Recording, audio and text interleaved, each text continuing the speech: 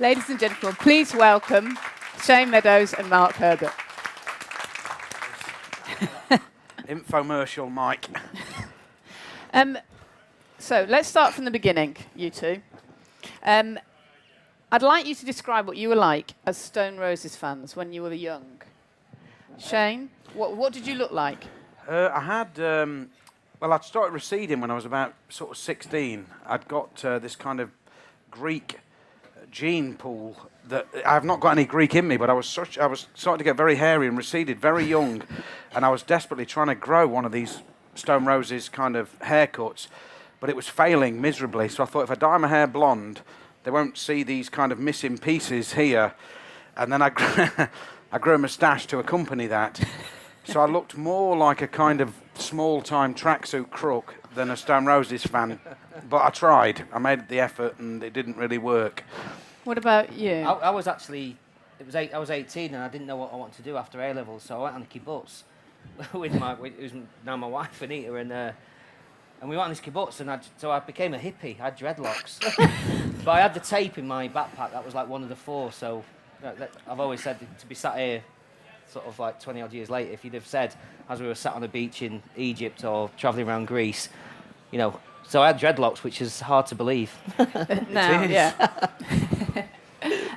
So you were fans, very definitely fans. I know that you missed Spike Island and it broke your heart at the time, didn't it? Yeah, I had a ticket for Spike Island, and for one reason and another, I ended up in not the best of places the night before the gig, and I ended up giving my ticket away. I was from a really small, tiny little place called Uttoxeter, and I don't think I'd ever left the borders in my life. I think I went to Burton-on-Trent on a bus once, which was about 8 miles away. And the closest I ever got to the Manchester scene was I bought a second-hand poncho that someone had bought from Aztec Palace in Manchester. So I was kind of like the opposite of an Uber fan in a way. But the music meant everything to me. And, you know, I remember my first kiss with an artistic lady happened whilst listening to Waterfall. I played the vinyl. I'd just started college, and I'd been out with hairdressers up to that point. Lovely ladies, but no tie-dye, no painting, no sculpture. And me and her were discussing Klimt, and I whacked Waterfall on, and we started kissing. And so when it becomes the soundtrack to your life in that way, those things stay with you. Yeah, well, they do. I wanted to get that kind of in because what I wanted for you to talk about really was the fact that you were a massive fan of the band. Yeah. And then you realised you were allowed to make a documentary about them. That's quite a difficult position to be in as a filmmaker, really, meaning that you want them to like you as well as make a film about them, and that can be quite compromising, no? Yeah, definitely. And I think, you know, there's a few instances where I was sort of thinking, you know, look, I've won a BAFTA. Come on, I'm cool. I must be cool. Surely now I'm sort of half cool and I'm going to hang around with these people. And but my nerves got the better of me, and you'll see throughout the film that I am like a 17-year-old dork in it. You know, the first time I met the band, they you know, because basically Ian had rang me and told me the Roses were getting back together. I knew Ian a little bit, and he'd come and done a cameo in a series that I'd made, This Is England. And so his number came up on my phone, and I picked this phone call up, and I thought maybe I'm going to finally get to make one of Ian's pop videos, you know, because I'd said I always wanted to do one. And it turned out to be the Stone Roses were getting back together conversation alongside, and we want you to make the film. And so, you know, roll forward 10 days of me and Mark holding this secret from our wives, our families, our friends. You know, we had to keep it quiet, and we went to the press conference, and the band, I went down and shot the conference, and all the time, you know, there is that sort of slight needy desperation, you know. Did you feel like you were on trial a bit? No, not so much on trial. I think I put myself on trial, and for the first time I sort of felt like I was cracking it was when they said they were getting in the lift after the press conference, and there was one space left, and they went, Shane, you know, jump in, and I thought, this is it, you know, this is big steps, and I got in, and the alarm in the lift went off because it was too much weight. I'm not kidding. And obviously they didn't laugh at first because they were gentlemen, and I sort of stepped off and it stopped. And I swear my life, I put my boot on and it went, and I went, I'll see you upstairs. And I just walked off. And that was the beginning of quite a treacherous, uncool relationship. I went to John Squire's house one day with a cut of the film and got lost. Every time, I tried to turn up on time, something just went wrong. And I got stuck up this hill. This girl, Libby, who was like co-producer on the film, was driving up this hill, and we started skidding at the top of this icy hill whenever it was January, and we started sliding back down this hill. And I've got the laptop with the only copy of the film existing on my leg, and I'm dead late and dead stressed and bright red and really hot, even though it's freezing. And we slide down this hill, and we managed to land in a hedge, and I go, flipping, and that was close. I thought we were going to go all the way down and die. And then a horse came over the top of the hill, like a kind of, Fear and Loathing in Las Vegas kind of image, over the top of the hill. Then it slipped over itself because it was so slippy, landed on its bum, and slid down the hill at high speed towards the car. And I'm sat there going, what a way to go. What a way to die. By a horse, lost in Macclesfield.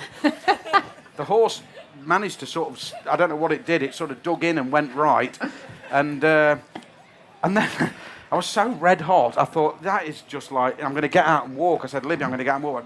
I wound my window down to get some air, and this is the God's honest truth, a Canadian goose that had sort of, I'm not kidding, it went past the window. All its friends had gone back about 3 months before, decided, I don't want to stop here, I'm going to go back to Canada, it's freezing. And it did a poo, and it came down towards the car, in through the window, and I was on the phone ringing John to say I'm going to be late. It hit my hand, my face, all over my iPhone, all inside the case, and all over my white Fred Perry, so I turned up at his house, basically covered in goose poo.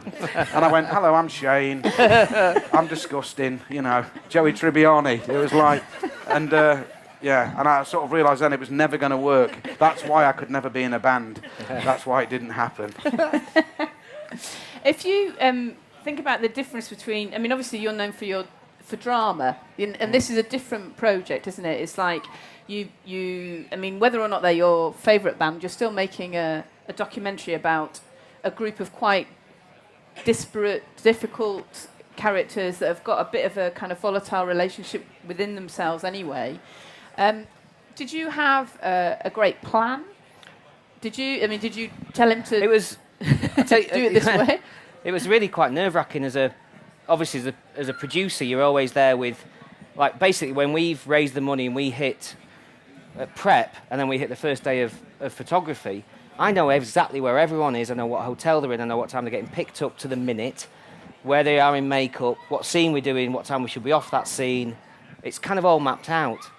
And even with the improvisation that Shane does, it's all mapped out. But on this, we had no idea. So a lot of the times was kind of like always trying to forge a contingency plan. So a lot of it is like, okay, so, and we were really inspired at the time by Senna as a documentary, and we got the archive producer Sam who produced that, because I was thinking, well, what if the band don't talk to us ever, don't let us go and let them, what my favourite moment is the rehearsal stuff, but we didn't know that was going to happen when we started to got the money for the film. So we just had some great backers in Film 4 who just backed us all the way and just said, you know what, we know you'll get there, it will be painful. And but we know you'll get there, we kind of trust. And so all the time it was like thinking, okay, so what if they split up, what if they do this? So all the time, I just tried to describe it today, from a filmmaking perspective, is that the way we work is Shane's thinking about what's happening today and I'm thinking about what's happening tomorrow. And that was all, and it changed. And literally you'd walk somewhere, like Warrington, we didn't even on the day of Warrington, it was not we didn't know if it was actually going to happen. So we've got so all the time it was literally just completely thinking on your feet. And even though I think it was nerve-wracking and and stressful, actually I quite loved it. There was something really sort of like quite life-affirming about that moment of just being in that, the decision that you're going to make that minute is going to affect this. So it was literally a plan of, this is going to happen, no it's not, this is going to happen, no it's not. That's quite, it is quite stressful and also quite difficult, like on your general life, isn't it? If you think, okay, I'm going to do this tomorrow, and they go, no, you're not, you're going to do it now. Yeah, it was one of those things we were planning to do quite a big film. there was a story, I'd seen a documentary called Death on a Mountain about a cyclist called Tommy Simpson, and I just rang Mark after I'd seen it and said, have you heard about this guy? You know, Mark said, I watched it myself on, you know, BBC iPlayer, whatever. We'd both seen this documentary, and it was this story that had been airbrushed out of, almost it vanished, and this guy had been BBC Sports Personality of the Year, really famous last world champion, you know, and before Mark Cavendish had been this incredible cyclist who died suffocated to death on the mountain trying to climb it, and I'd said to Mark, you know, this everything was kind of, you know, British cycling was climbing. We were, Channel 4, we were looking at, I'd made a film for 3 or 4 million quid, but we were looking at a 10 or 15 million pound film, and we're driving to the, I'm driving to Dinard Film Festival to meet Mark to really work out how we're going to do this project. And I was pretty scared. I was thinking, how am I going to shoot the Tour de France? You know, I'm used to people, you know, knocking around in flats and playing pool in pubs, but, you know, I was kind of thinking this is a bit out of my comfort zone. And that phone call came and changed everything, because, you know, I'd got this massive regret in my life. One of the only regrets I'd got in my life was missing that gig. And suddenly there was this opportunity, and neither Mark nor myself gave it more than a second's thought. It was like, I would lose all of that film, all of the funding, to just see them rehearse once. And so when you go in with that kind of passion, and you kind of go, when we turned up to first meet them, they were playing Bye Bye Badman, and you stood outside this barn in the middle of nowhere, and you can hear this being played inside. And I remember saying to Mark, even if they just say at the end of it they don't want to make anything, it's maybe not for them. We've seen this, you know. You can see that in the film. The film is... How many of you have actually seen the film? Have a few of you seen it, or is it? Hello. It only opened today. I just wondered. But the film is kind of, we could kind of say it's divided into 3 really. So there's a bit at the beginning which is what we've just talked about, a kind of rehearsal time, and you see the Roses rehearsing, and you see you two arriving looking really nervous and then going in and getting excited. Then there's a bit in the middle where they play a secret Warrington gig, and you meet a lot of the fans, and you see the Warrington gig, and then they go on tour around Europe, nearly split up, and then you see the Heaton Park bits. So I'm going to show a couple of clips later on, but I'd just like to talk a little bit about that rehearsal time, because obviously you not knowing what was going to happen ever, was that the point where you thought, well, we might have a film if you film them in rehearsal and it looks good? I think the first point at which I realised in the rehearsals, because, you know, normally as a director of drama, you basically choose. You go, this isn't working from here. Your acting's fantastic, but I'm in the wrong place, or, you know, I'm in the right place, the acting's not working. You know, you can kind of, you've got control. And even though I improvise everything, you know, when you go and work with a band who are literally, they've got their own stresses and strains. They've got a date not many weeks away, playing in front of 75,000 people. And so that, you know, ultimately I turned up with the cameras, and I'm not a kind of bombastic documentary filmmaker who's going to walk in and, you know, with a big personality and go, I want to be here, I want to be there. But for the first morning, I was sat at the back of the room looking at my footage going, it just doesn't feel right, you know, but I don't quite know how to get inside. And so I just got my phone out and I put this little Super 8 app on it, and I thought if I wander around with a massive camera on my shoulder, everyone's going to notice me. So I pretended I was almost like just testing for light or looking for readings, and I shot this stuff of them rehearsing. And when I got to this centre point, you'd got the lead guitarist and the bass guitarist here, and the drummer and the vocalist here, and all 4 of them were like looking across, almost like a crucifix, to the centre. And when I got into that central point, I realised that's where I need to be, you know, but I need to be here with 4 cameras, you know, and it's a small room. You know, at the end of the day, I'm going to sit down with the band and kind of go, what I've seen in this point here, no one in the world has ever seen of you, and very rarely get to see of any other bands. This is the point at which all of your, you know, the sort of tenderness, the closeness, the tiny looks, it's all where I'm sat here, you get all of it. When I'm at the back of the room, you see none of it. And this is where your songs have been written, and you can tell this is where they've been written, because when they play a gig, they look out to an arena or to a crowd of people. And so I could tell that was really special. And when they sort of said, you know, whatever you need to do, you know, if you need 4 cameras, obviously we don't want to feel like there's 4 million people in the room, but if you think that's what we need. And then when I shot it, all the time I would show them why I'd shot it and what I'd shot. One of my favourite that moment, because I can read him like a book.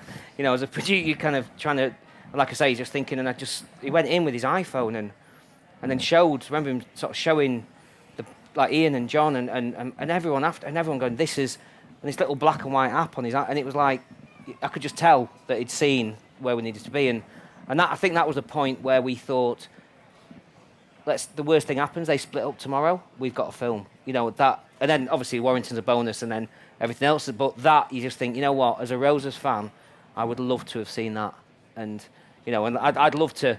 I mean, going back through that footage, I mean, literally, it was called on the call sheet "private gig" because that felt like it was a private gig, And like I keep saying, it's just only now doing this press that you can, and doing like the film coming out, and finally be able to just release it, like cut the umbilical cord and out it goes. It's like, do you realise what's just happened the last 18 months? Yeah.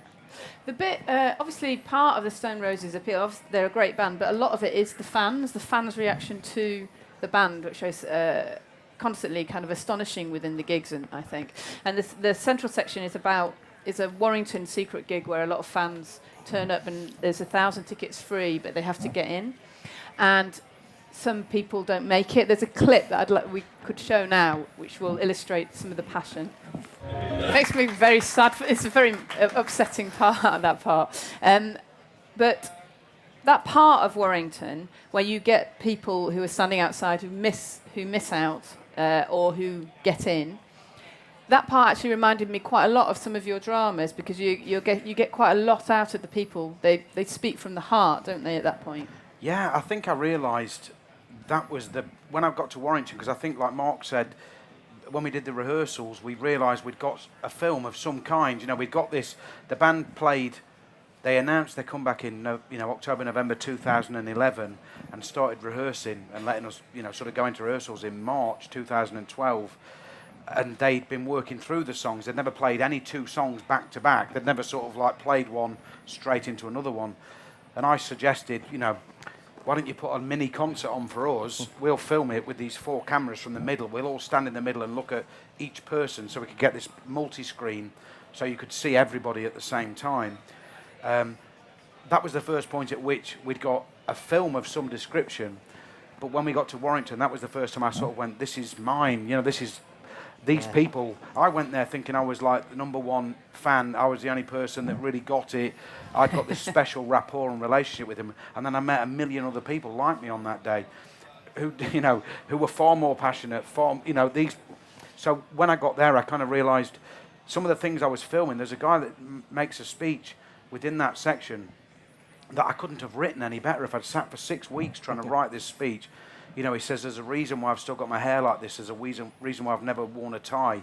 There's a reason why I still listen to that album at least once a week and it still makes me tingle. And as someone saying that, you're going, where's that coming from? I couldn't write that. And you realised that these people I've been basing my characters on for the last 20 years, I'd been pretty close to the money, because the real version is so similar to what was in my films. And the only worry I had when we did Warrington was, I don't know that all of the band that well. I'm going to show them this section where there's 25 minutes where they're not in the film. What are they going to think? And it's every single member's favourite piece of the film when they're not in the film. They love that more than anything. And I think also because there was one moment when we showed Ian in, I think it was Hamburg. Had you gone to Hamburg? When we went there just before we went back out, and we went up to Ian's room and just showed him that section. And I could just see on his face how touched. And when John and Manny saw it, I could see, you can see on their face that they don't see that. They're getting picked up, they're on the way in, going straight into a dressing room. They don't see. People tell them about the build-up, but suddenly there was a moment where we could actually go, this is what happened. And all these people, we had the most amazing crew that day, and I'd like to thank them from the bottom of my heart, because literally we had all these cameras, and we said, look, if you get an amazing story, just come and find me or Shane, tell us what it is, and we might just... And they were just like the teacher. They were on it. Everyone was in tune and knew exactly what we needed, and we got it. And I mean, what you've just seen is the most. And by the way, he got in. I would like to say we got him in. Mark managed to wangle 5 tickets from security and said, look, there's people out here there's people who are getting in that just heard about it on Facebook. Look, they don't really know the Stone Roses stuff. There's people that were getting in, like that guy said. And Mark sort of said, I want to try and get 4 or 5 tickets, because there's people out here that are literally breaking my heart, because I can tell that they Yeah, it basically means so deserve much. it far much. And so Mark got some of those key people in. But there were, there's a moment in the film where the first song's been played inside, and it's almost like a cathedral in this room, an incredible gospel moment, and then you just cut outside, and there's 3 really sad-looking chaps with phones filming a door with some noise coming through it. It was like Bullseye when the speedboat, look what you could have won, wasn't it? That was the... Probably too young. Don't worry about it. All right, sister. I'd like to talk about the final part of the film, which is the kind of Heaton Park gigs. Yeah. And you made a particular decision, which we'll illustrate with a clip in a minute. But then what I'd like to say to you, lovely audience, I know you're just sitting here having a nice time, but you're going to have to ask questions in about kind of 5 minutes, just so you know. But I'd like to, if we could see this clip now from Heaton Park, and then we're going to talk about it. So there's a couple of things that come out of that. Obviously, the first one is they broke in. But the element of that I really like is that the Stone Roses, for a lot of people who they look younger, those people who've broken in, but for older people, we're about that slightly kind of get up and do what you want kind of thing. And the fact that they broke in really cheered me up. Actually, I thought it was quite a lovely element of the film. Yeah, I think I realised after Warrington that there was no way I was going to be able to recapture in a big arena that moment. There was something emotional that happened at Warrington that I sort of thought, if I'm going to get to Heaton Park, I've almost made a rod for my own back by going and attending this gig, because you've got the build-up of the day, the fan stories, and then you see these people make it to the gig. And it was really moving, and I was kept thinking to myself, how on earth am I going to find anything personal? How am I going to get... I've seen the plans. I'm given these blueprints. They're going, it's 100 foot across. You can be 50 foot that way or 50 foot that way. You can't stand near Ian. You can't be an inch away. It's just the nature of the beast is that you're going to end up with Glastonbury footage. No matter which way you look at it, you can't get anything other than... Well, you can't seemingly get anything other. And I realised that the secret to Heaton Park was to make it a spectacle mixed in with filth and the dirge and people having pisses up fences and people climbing on. There's some brilliant moments. And so I said, I split the team between half of the people catching the gig, and I said the other half, I don't want the classic attractive woman on top of her husband's shoulders, and all. I want to find some guy that basically paid 65 quid for a ticket and is asleep in a bush. Find me that guy. We did. Find me the guy that's addicted to hot dogs and doesn't want to watch it because he's eating loads and loads of sausages. And they found these people. And so it's interspersed with this amazing helicopter shot that looks like something from Lord of the Rings with 1 million orcs walking towards a stage. And then there's a bloke that basically drank way too much way too early, leaning against like a donut stand. And you go in 65 quid, you mad maniac, And I sort of realised that I could find the humanity in the people, because the fans made Warrington special and it joined together, and I couldn't make Heaton Park personal in the way that it just physically wasn't possible without ruining the gig and having me stood there with my fat ass hanging out, hey Ian, do this, and I sort of, and I had to find another way. So Fool's Gold, we ended up, we went a bit far really, because I'd used 2 cameras.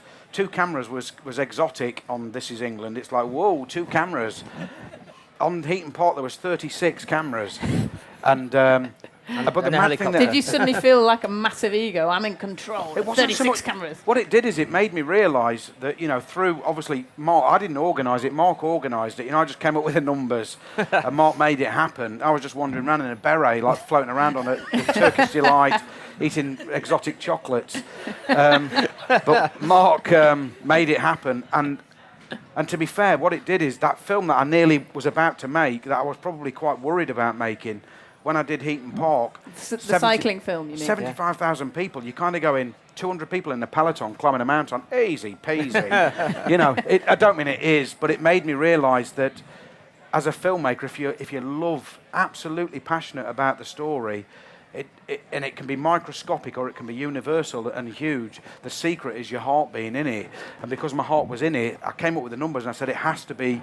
It's not 36 because I want to look like, And hey, I'm a great every camera was used. That's the great as a producer, you hate waste.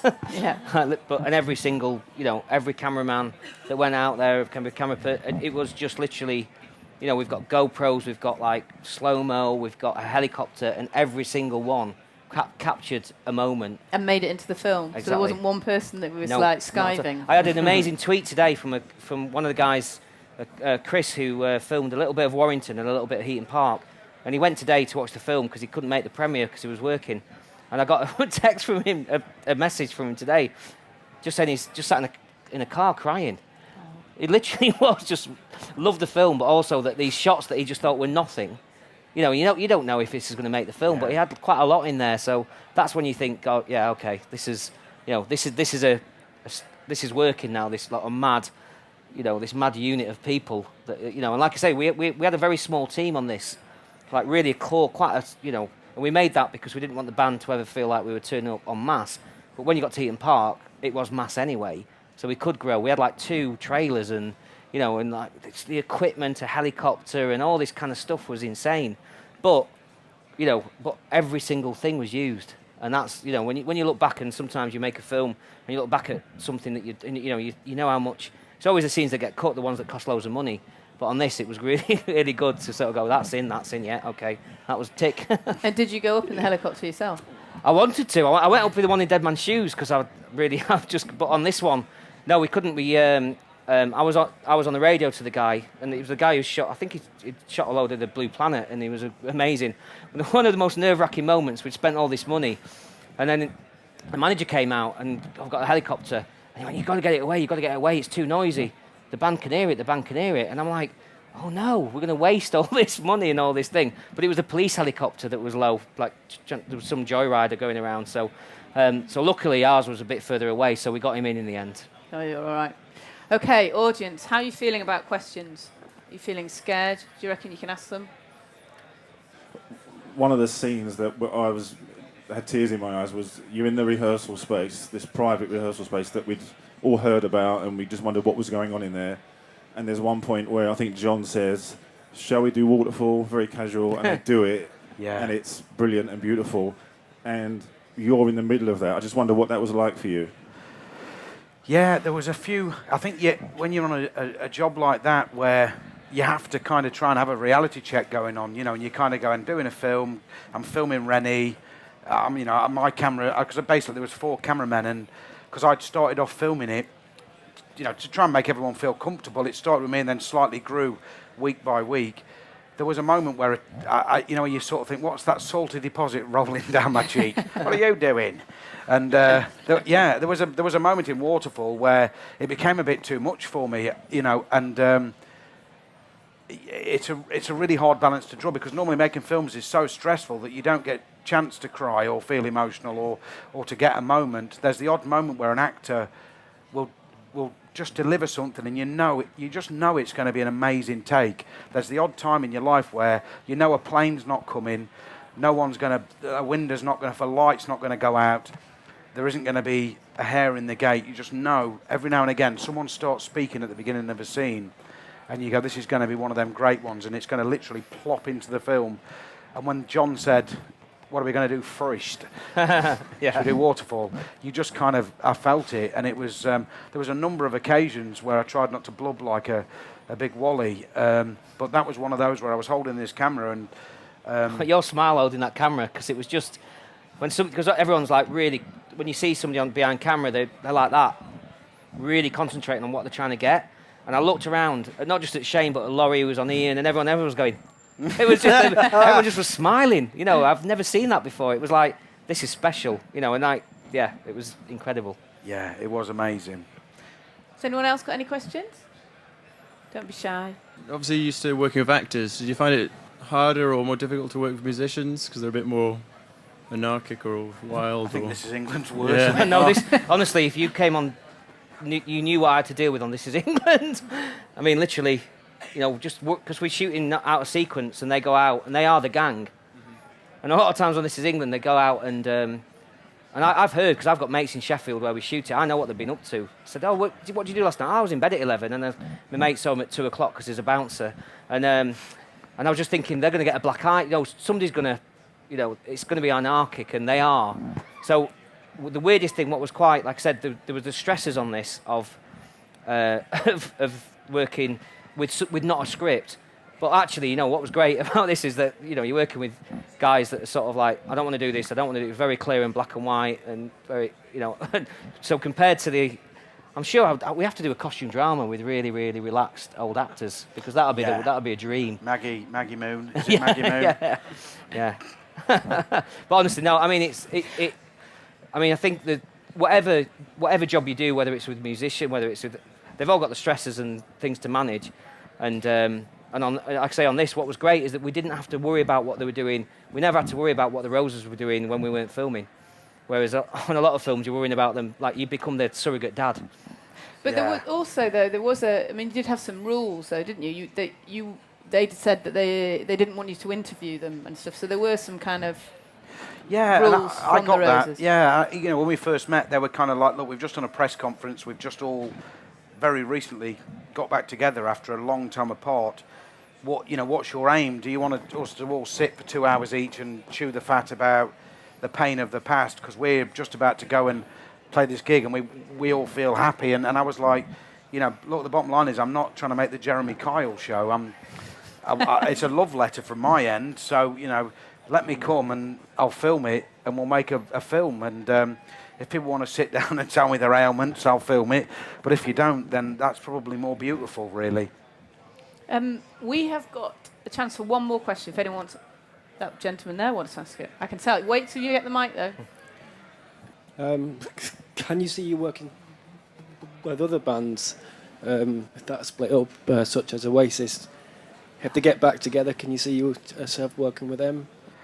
It's a funny one, because this band held a really special place, and so in a way, I don't know what I could personally gain by doing that, because I gave so much. I didn't see my kids sometimes for weeks, if not months at a time, and I've got a young family, and I would only ever do that to my family once, to be fair.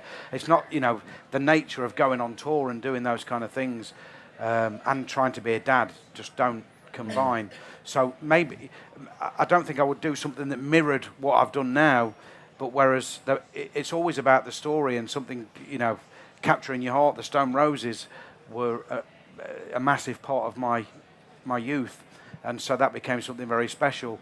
I wouldn't ever rule anything like that out again, but I wouldn't become the go-to director to do it, just partly because it's so hard. I literally went off one day, went to about a few gigs, come back, my son, who's 4, is like outside servicing a car with a moustache and a girlfriend. I'm like, what have I done to myself? I've gone and lived out my rock and roll dreams, but like no one likes me at home, and I've had to repair that damage. Okay, thanks very much for that great question, and thank you for being a lovely audience. And of course, thank you very much to Shane Meadows and Mark Herbert. Thanks, Miranda. Thank you.